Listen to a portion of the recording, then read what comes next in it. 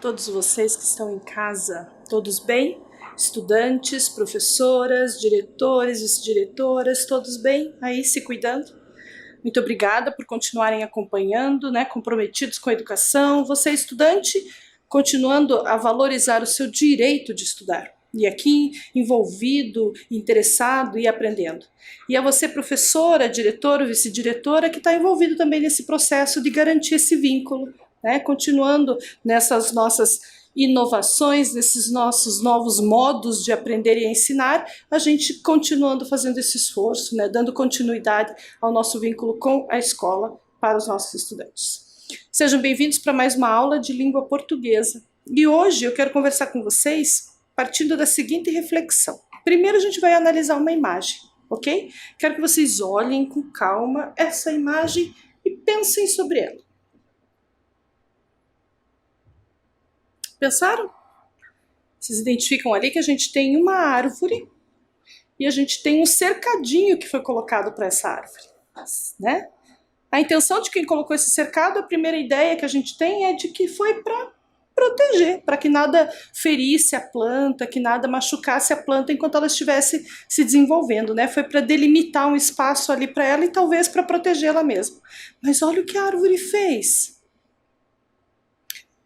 E não coloquei nenhuma palavra, essa imagem não traz nenhuma palavra escrita, mas passa uma mensagem, não passa? Pois bem, o nosso assunto é bem esse. A gente pode observar imagens, olhar desenhos, olhar gestos, expressões faciais, que tragam para a gente mais informação do que se alguém falasse alguma coisa, do que se a gente estivesse lendo um texto escrito. E aí tem uma frase muito conhecida por todos nós, quem não conhece eu vou apresentar agora, mas acredito que quase todas as pessoas da nossa língua portuguesa conheçam, que é a frase: uma imagem vale mais que 1000 palavras. Já ouviram falar nisso? Essa mensagem, ela tem muito a ver com aquela imagem que eu mostrei anteriormente, da árvore. A gente viu um tronco de árvore que fugiu do limite que foi imposto para ele. Ela não, como se ela dissesse, eu não vou ficar presa. Né? Ela traz muito mais informação do que se alguém tivesse escrito alguma coisa ali. E quem pensou a primeira vez nesta frase, uma imagem vale mais do que 1000 palavras, foi um filósofo chinês. Confúcio é o nome dele. Então eu vou apresentar Confúcio para quem não conhece. No período que Confúcio viveu, não existia máquina fotográfica, então os registros que a gente tem foram as estátuas que foram feitas dele, os desenhos, e baseados nessas estátuas e nesses desenhos é que a gente tem uma imagem assim, né? Essa imagem está, essa escultura, né, está num dos templos chineses. E Confúcio, então, como vocês estão vendo ali, foi um pensador e filósofo e político chinês, né? Então ele falava muito das questões sociais. A gente ainda é muito preso à ideia de que político está ligado só a um cargo político de governança, né? De gestão de uma cidade, de um país, de um estado.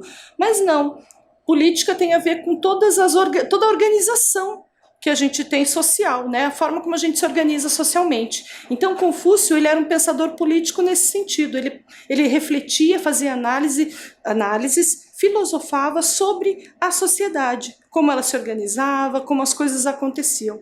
E aí ele traz essa informação, que é: uma imagem vale mais do que 1000 palavras. Hoje a gente usa dessa maneira que eu mostrei para vocês, né? Pensando nas imagens, pensando nas fotografias, pensando nessas figuras que nos trazem tantas informações. Mas quando Confúcio pronunciou essa frase, ele estava muito mais ligado à ideia dos ideogramas chineses. Lembram dos ideogramas? Foi uma aula de língua portuguesa quando a gente falou sobre a história da escrita. Então, os chineses, eles têm até hoje uma escrita que ela é baseada em desenhos, né, em ideias representadas por meio de desenhos. Não é um sistema alfabético como na nossa língua portuguesa, que o som é representado pela letra, né, o desenho da letra.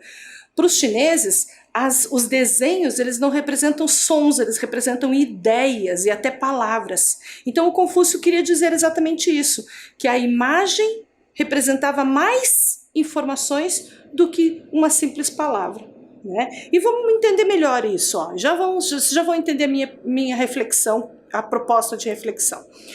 Vejam como dá para escrever a ideia de mulher e teto. No ideograma chinês, a gente tem uma informação, um desenho para mulher e um que a gente vai chamar de ideograma, ok? Um ideograma para mulher e um ideograma para teto. Na ideia dessa língua, a combinação de mulher e teto representa segurança, ok? A mulher protegida na casa. Olha os ideogramas da língua chinesa, então. Mulher é representado por aquele símbolo, teto por aquele outro, e a junção de mulher e teto dá um terceiro ideograma. Então, nessa ideia de uma imagem, querendo dizer mais do que uma simples palavra, né? Ela é uma ideia. Como a gente desenharia segurança, será? Será que a gente pensaria em segurança desenhando um policial, talvez? Desenhando um sistema de alarmes? Olha que complexo que é esse desenho. E no ideograma eles conseguiram fazer muito mais simplificado a ideia de segurança, né? Então não é uma palavra toda, mas uma ideia também representada por um ideograma. Vou trazer mais um exemplo, olha só. Pessoa mais árvore é igual a... Conseguem imaginar? Que ideia é representada por uma pessoa com uma árvore? Para os chineses, o desenho que mistura pessoa e árvore tem a ver com descansar. E olha a representação na língua chinesa. Pessoa é aquele símbolo, árvore aquele outro e descansar aquele terceiro. Certo? Então aqui mais uma vez mostrando que uma imagem vale mais do que 1000 palavras. Um desenhinho ele conseguiu agregar 2 palavras, 2 ideias, que podia até ser a gente podia ter que explicar, né? Na nossa língua a gente precisa explicar tudo isso para dar a ideia de descansar. Ok? Mas, professora Fabíola, ainda não entendi. Qual é a reflexão que você quer fazer sobre isso? É sobre o poder da palavra. Quando Confúcio trouxe a ideia de que uma imagem vale mais do que 1000 palavras, também faz a gente pensar sobre o quanto as palavras são poderosas. As palavras que a gente pronuncia, que a gente escreve, elas têm poder. Que poder a palavra tem? Ora, a palavra pode ser fonte de beleza, de poesia, de criação, de amor, de vida. Pode ser alimento para a alma. Mas também pode insultar, mentir, discriminar ou falsear a realidade. A palavra tem todo esse poder. Olha que responsabilidade. A palavra que a gente usa, que a gente pronuncia, ou que a gente registra, escreve, ela pode tanto agradar, tanto fazer o bem, como estar carregada de uma energia negativa, uma energia ruim, que possa comprometer, possa ofender, que possa insultar alguém, né? Para além disso, a responsabilidade sobre o poder da palavra é nossa. Utilizá-las para criar, construir, compartilhar, acariciar, ao invés de agredir, atacar ou destruir, é, no fundo, apenas nossa decisão. Está em nossas mãos. A reflexão que eu queria trazer hoje era sobre isso. É preciso que a gente pense sobre as palavras que a gente tem, que a gente quer usar, que a gente conhece e como a gente usa, né? É preciso ter responsabilidade sobre isso. Certo? Em momentos onde a gente tem que ficar pensando e prestando atenção muito nas informações que nos chegam, agora a velocidade, as informações chegam a nós numa velocidade muito maior que antigamente, né? É preciso que a gente tenha então esse compromisso. Do mesmo jeito que a gente recebe rapidamente, a gente também dissemina, espalha rapidamente uma informação. E aí como é que ela chega? Como é que ela sai? Com que intenção ela sai de nós e como é que ela chega no outro? É para isso que a gente deu essa paradinha para pensar, ok? Muito bem. E aí, conversando sobre isso, sobre o poder da palavra, eu trouxe um assunto de língua portuguesa que tem tudo a ver com a palavra. Né? A própria ideia de palavra já tem tudo a ver com língua, né? Com linguagem. Mas existe um gênero textual, que é o que a gente vai conversar, que tem a ver com palavra, especificamente. Vamos lá? Primeiro analisem essas imagens. Elas são conhecidas para vocês? Elas são próximas? Vocês identificam? Ok, se algumas pessoas perceberam que a gente tem ali imagens de dicionários, ótimo, estamos mostrando isso mesmo, dicionários. Né? Esses livros, aqui eu trouxe a imagem de 4 mini dicionários. Mini, porque hoje a gente tem muito circulando nas escolas esse volume, né? Menorzinho, fácil de manusear, fácil de guardar, fácil de armazenar. Mas quem lembra, quem recorda, quem já viu ou em outros espaços, ou tinha em casa antigamente, eu tinha, por exemplo, quando eu morava com a minha mãe, uma coleção de dicionário, era uma coleção. Eles eram muito grandes e alguns assim bem extensos, né, bem volumosos de quantidade de página, né, de desgrosso, né? Então, esses livros, esses dicionários, né, essa forma de fazer com que a palavra chegue na mão das pessoas, hoje também tem digital. A professora Vanice usa muito, quando ela mostra para vocês algumas palavras, ela traz muito o conceito de um dicionário online, que é um dicionário usado pela mídia da internet, né? Ok. Mas, professora, o dicionário, eu estou tentando imaginar a pergunta de vocês, né? Mas o dicionário é um gênero textual? Porque você sempre traz o gênero textual para estudar. Eu pergunto e eu mesmo respondo. Não, o dicionário não é um gênero. O dicionário é o veículo, né? É o suporte, é o lugar onde a gente coloca essas informações. O gênero está dentro do dicionário. E é esse o nosso assunto. Muito bem. Para falar sobre o dicionário, eu gostaria de trazer para vocês algumas palavras que vocês já devem ter ouvido e que estão relacionadas com o dicionário. Vamos conversar sobre elas? Vocês já ouviram essas expressões? Desmancha dúvidas, pai dos burros, tira teimas, tesouro do idioma. Já escutaram? Como as pessoas usam de forma informal, usam no dia a dia, entre amigos, ou até mesmo apelidaram o dicionário. E por que será que ele tem essas informações, né? Por que a gente trouxe esse nome fantasia, vamos chamar assim, esse apelido para o dicionário? Por que será desmancha dúvidas? Por que será pai dos burros? Esse é o que eu menos gosto, né? Pai dos burros não é nem um pouco respeitoso, olha o poder da palavra aí. Tira teimas, é bem interessante, né?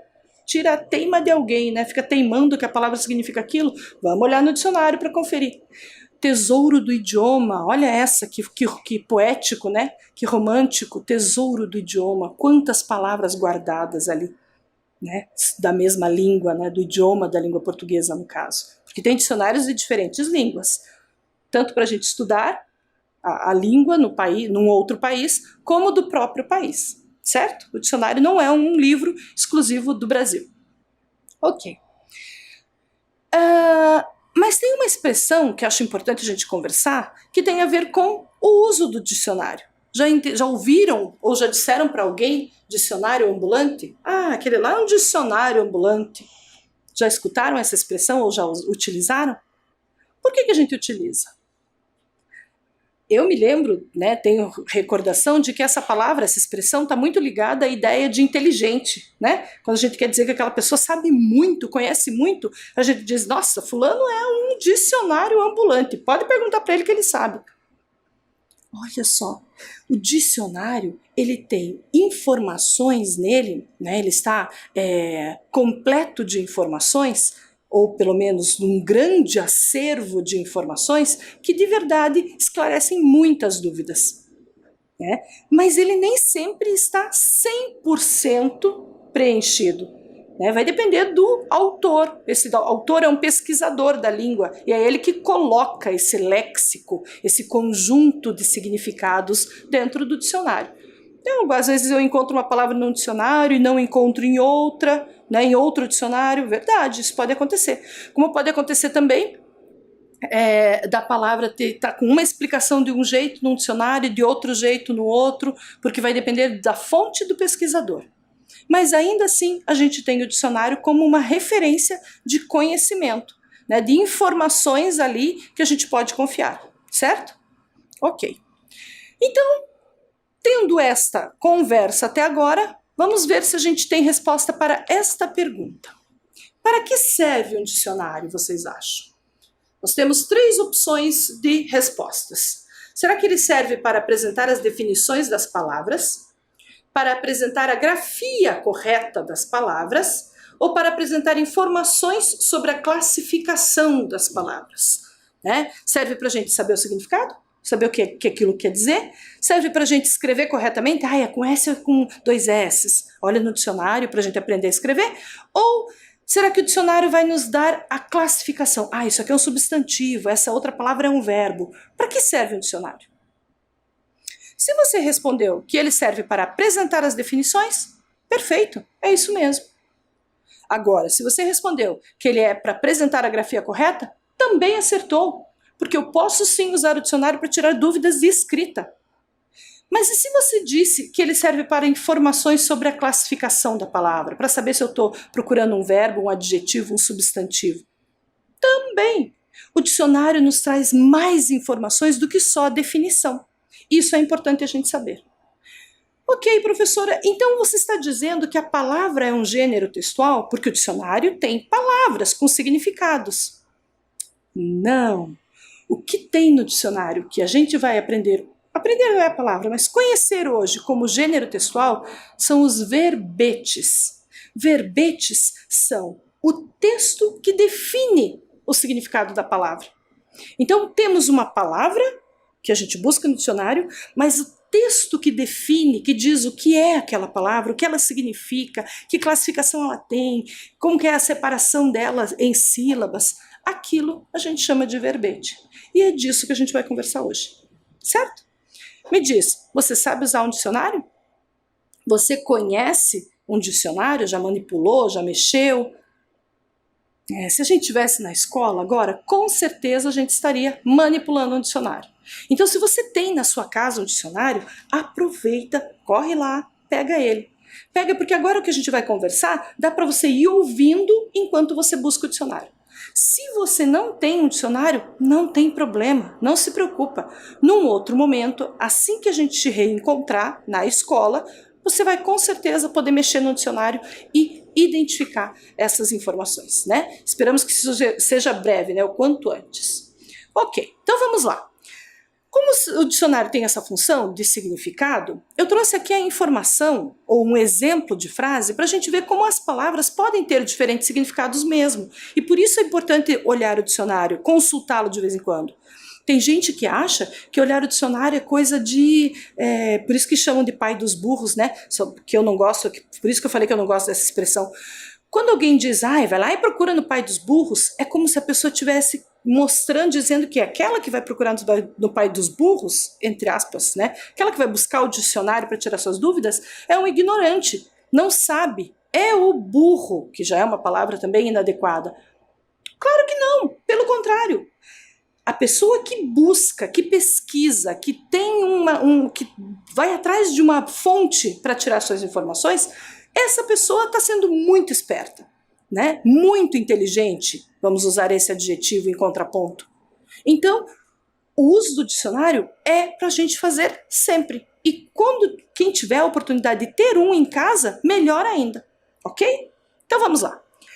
Se é para o significado das palavras, vamos entender o uso da palavra em 2 exemplos aqui. A mesma palavra, ela está em destaque. Ó. Primeiro exemplo, olhem lá. Ignorando as leis, a empresa usou o trator na área proibida. Ok? Coloquei uma informação ali, que é a palavra trator, em destaque. Todo mundo compreendeu essa frase? A mensagem é que uma empresa desrespeitou leis e usou o trator onde não devia, onde não estava autorizado. Trator, entenderam? Segundo exemplo. O operário daquela empresa era um trator. Conseguimos compreender esse segundo exemplo? O operário daquela empresa era um trator. É possível que um operário seja um trator? Bom, para isso a gente vai olhar então o dicionário. Que significado eles quiseram dar na primeira ou na segunda frase? Vamos olhar. No dicionário, buscando a palavra trator, a gente teria a seguinte definição. Trator. Depois eu explico para vocês aquela sigla, SN, substantivo masculino. mecanismo de tração, especialmente veículo, munido de dispositivos de reboque. Máquina munida de uma prancha dianteira levadiça para serviços de terraplanagem. Trator. Opa, temos uma definição aqui. Estamos falando do trator-máquina. Então vamos olhar nas duas frases qual delas usou a palavra trator com a definição que nós vimos no dicionário. A primeira era: ignorando as leis, a empresa usou o trator na área proibida. A segunda: o operário daquela empresa era um trator. E aí? Perfeito! A palavra trator, com a definição encontrada no dicionário, foi usada no primeiro exemplo. E no segundo exemplo, professora, está errado então? Não. O segundo exemplo, o operário daquela empresa era um trator, foi um exemplo de comparação. Né? Aqui a gente usa na língua portuguesa mesmo a classificação de metáfora. Foi uma forma de usar a ideia da força daquele operário com a máquina trator. Então não está errado o uso, mas não foi o uso que o dicionário apresenta. Não foi o uso literal. Não foi o uso do significado, da definição da palavra. Foi um uso de aproximação, de comparação da pessoa, do operário, com a máquina. Ok? No primeiro já não. No primeiro exemplo é a definição exata. Usou o trator, usou a máquina de tração na área proibida. Olha como é importante o uso do dicionário. Quando a gente pesquisa e sabe a informação, a gente pode usar até de outras formas, mas com responsabilidade, sabendo. Ok? Muito bem. Então, essa informação que a gente leu ali, sobre a máquina, lá no dicionário, é um verbete, ou seja, é um gênero textual que pode ser encontrado em dicionário, em glossários, em enciclopédias. É um texto impessoal e geralmente escrito em linguagem mais formal. Então, por se tratar de um texto que é expositivo, ele traz informações, ele usa a linguagem formal. E ele também não está só no dicionário, a gente vai ter verbetes de glossário, verbetes de enciclopédia. Hoje falaremos só do verbete de dicionário. Também é chamado de texto impessoal. Por quê? Porque não fala de não usa nenhuma pessoa, nem eu, nem você, nem nós. Né? Ele está falando de uma informação e não usa um pronome, né? Uma pessoa do discurso para ser para definição. Ok? Muito bem. Mas o verbete do dicionário tem a sua classificação um pouquinho mais detalhada, olha só. Quando a gente fala de verbetes de dicionário, a gente está falando de um texto bem mais objetivo, que tem por finalidade informar o leitor sobre o significado de uma palavra. Eles são organizados segundo a ordem alfabética e contêm subdivisões. Então, lá no verbete do dicionário, quando eu procurar um dicionário e pesquisar, a gente vai ver que as palavras estão organizadas numa ordem, a ordem do alfabeto. A gente também vai identificar que quando eu vejo o verbete, eu posso encontrar outras informações ali, subdividido. Então eu posso dizer lá, máquina com tração, máquina com prancha. Então mais de uma informação sobre a palavra, ok? E além de dizer a classificação, além de dizer como que ele fica dividido, essa palavra fica dividida em sílabas, certo? Muito difícil esse assunto? Não, né? Vamos registrar? Conforme a gente vai conversando, é sempre importante colocar no nosso caderno. Então eu quero que vocês peguem o material de vocês, coloquem a data, o título do nosso assunto e registrem a informação, que é o verbete de dicionário, como um texto que informa o significado das palavras, mas também organizado em ordem alfabética. Ok? Vamos lá? Tempinho para registrar.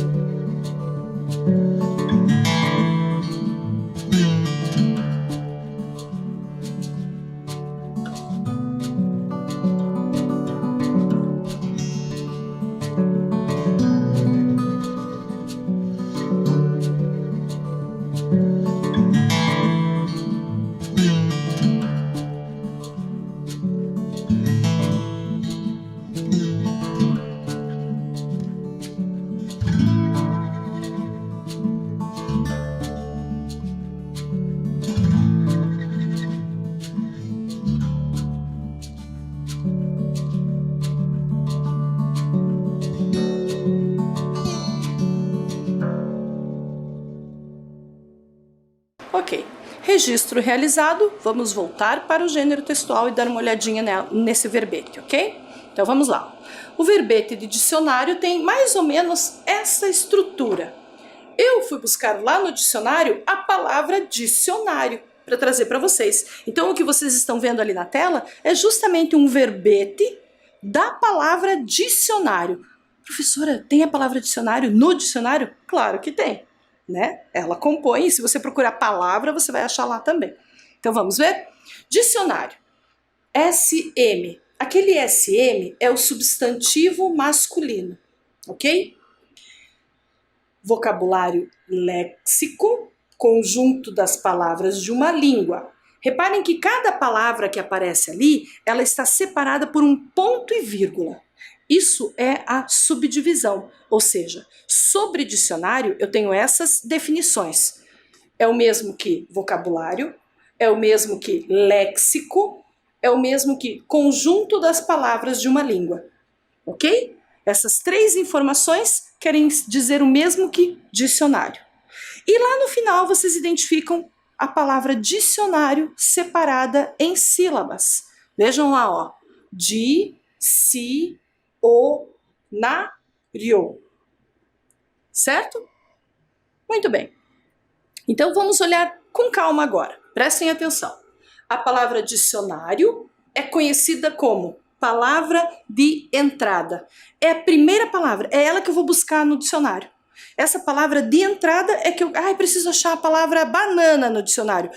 A palavra banana é conhecida como palavra de entrada, ok? Aí eu tenho a classificação, olha lá, ó, substantivo masculino, S de substantivo, M de masculino. Lembram? Então, é sinal que dicionário combina com o artigo o dicionário. É um nome masculino. Aí eu tenho vocabulário como uma definição, léxico como outra e conjunto das palavras de uma língua como outra. Tenho 3 informações sobre o dicionário. E por fim, a separação em sílabas. Dicionário é composto por 5 sílabas. Na hora de pronunciar, a minha boca se movimenta 5 vezes. Dicionário. Ok? Entendido isso? Muito bem. Essa é a estrutura de um verbete de dicionário. Vamos analisar outro? Nós temos agora a palavra trator, que a gente já conhece, ó, a gente viu lá, o mesmo verbete. Então, olha, palavra de entrada, trator, é ela que eu vou buscar no dicionário. Classificação, substantivo masculino também.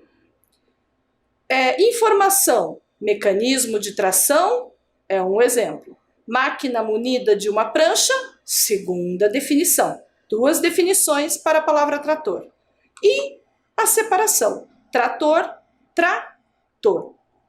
Essa é uma estrutura bem básica. Esse jeito que a gente tem aqui escrito, né, de verbete, é uma estrutura bem simples, comum, fácil de encontrar em qualquer dicionário. Mas isso não significa que todo dicionário use exatamente essa. Não. Eles usam essa e mais alguma coisa, ok? Ou essa e não põe a separação. Então, ela vai variar um pouquinho, minimamente. Mas, basicamente, o verbete é composto por essa estrutura aí, tá? Eu trouxe um dicionário aqui nas minhas mãos, porque eu tentei trazer, não conseguiria mostrar para vocês assim, eu tentei trazer a imagem de um dicionário. Então, eu trouxe a fotografia de uma página, a primeira página de um dicionário, o dicionário que eu pesquisei foi esse aqui, e lá na primeira página eu quero mostrar para vocês quais informações eu encontro. Essa estrutura também você vai achar em outros dicionários, certo? Então vamos olhar lá, ó. Nessa página do dicionário eu tenho a indicação de qual é a letra que iniciam todas as palavras de entrada desta página. Nesta página eu tenho só palavras que iniciam com A. Como que eu sei disso? Por causa do A que está lá em cima indicando, ó. Aí eu tenho mais uma indicação ainda lá em cima. As palavras que iniciam com A vão desde a letra A, sozinha, até a palavra abaixadela, no caso desta página, ó. Certo? Essas 2 palavras mostram no canto direito, vocês vão ter a primeira palavra, do canto direito não, desculpa, estou falando de frente para vocês, né? No canto esquerdo de vocês, a primeira palavra e no canto direito, a última palavra desta página. Então, a primeira palavra é a última palavra é abaixadela, ok? Confiram, ó. A primeira é A e a última abaixadela, certo? Então, na página do dicionário você já sabe essas informações, ok? Vamos olhar mais de pertinho. Olha, tentei dar um close para a mesma imagem lá, ó. De novo, a letra A, que é inicial, está em todas as palavras. A primeira palavra é a palavra A. Professora, mas A não é letra? Eu posso usar o A como palavra também. E ali tem uma definição, ó. Eu tenho o A, é substantivo masculino, funcionando daí como vogal, e tenho o A contraído lá, ó, preposição. Tá? Quando eu coloco A ali como primeira letra do alfabeto, ele está me apresentando como letra do substantivo masculino. Olha que curioso, eu digo o A, não digo a. Interessante, né? E a gente nem pensa nisso. Olha como o dicionário nos traz informações. Mas eu também tenho uma sequência abaixo, ó. Eu tenho a palavra aba, que já apareceu uma outra letra, ó. Na sequência de A, vem a letra B. Então, a segunda letra, na sequência, está seguindo o alfabeto. Vamos continuar, ó. Abacalhoado, a próxima palavra. Eu tenho ela como a primeira é a segunda é B, a terceira é A, e a quarta letra é a letra C. Vejam, já foi entrando letra nova, ó. Cada letra é que vai dando a ordem do alfabeto, vai dizendo se ela vem antes ou depois da palavra seguinte. A próxima, abacate. Ó, no abacalhoado, o L veio antes do T, do abacate. As anteriores são todas iguais, então vão vindo na ordem. Ok? Esse é um detalhe importantíssimo, talvez a essência da pesquisa no dicionário é conhecer essa ordem alfabética. Não, o rigor da escrita em ordem alfabética, e é por isso que a gente aprende a ordem do alfabeto, é para usos como o do dicionário. né? E outras organizações, uma agenda, um caderno de receitas, enfim. Ok? Difícil? Não, né? Então vamos para mais uma atividade? Hora de registrar. Nós vamos ter um tempinho, quero que vocês copiem e respondam. A pergunta é: como as palavras estão organizadas, os verbetes estão organizados no dicionário? Vamos lá? Registre.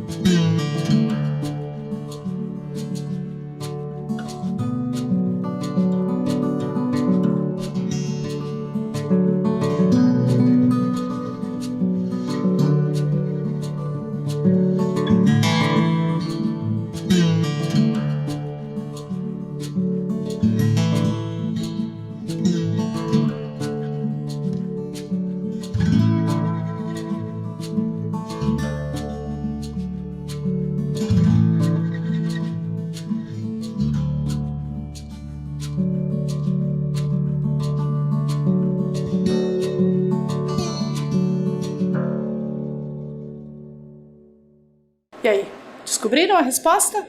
Muito tranquilo, né? Certamente vocês registraram então que está em ordem alfabética, não é?